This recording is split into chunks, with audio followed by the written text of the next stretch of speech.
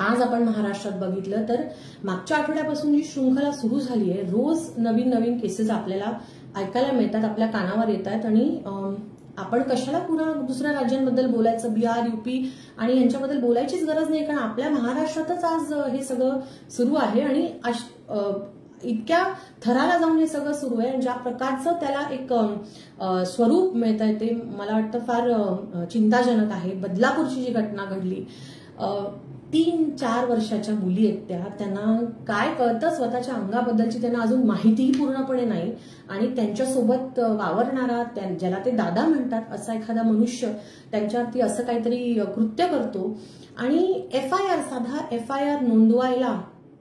पोलिसांनी 12 तास लावले. आता मी जसं आधी म्हटलं की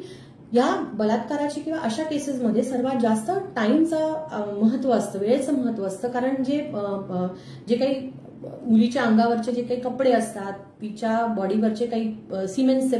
थेंब असतील किंवा ज्या काही गोष्टी ज्या फॉरेन्सिक दृष्टीने महत्वाच्या आहेत त्या नष्ट होण्याची कुठेतरी वाट आपण बघतोय का, हा खरं तर त्याच्यातलं मला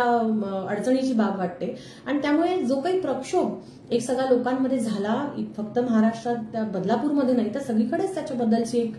तीव्र भावना उठली आणि आपल्याला दिसलं की ज्या पद्धतीने लोक स्वयंस्फूर्तीने रस्त्यावर उतरून त्यांनी सगळं ते हातात घेतलं आणि शासनाला भाग पाडलं की त्यांनी लवकरात लवकर कार्यवाही करावी. आता त्या शाळेच्या बद्दलचं वैयक्तिक बोलण्यापेक्षा पण शाळा ज्या मॅनेजमेंटची आहे त्या मॅनेजमेंटच्या लोकांचे जे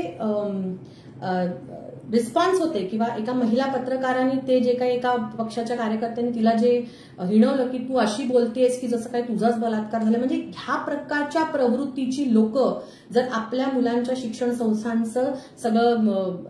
काम बघत असतील तर मग अशा लोकांचं कसं काय पुढे व्हायचं आणि कसं आपल्या मुलांना तिथे सुरक्षित वाटेल याचा खरंच एक मोठा प्रश्न आपल्यासमोर उभा राहतो.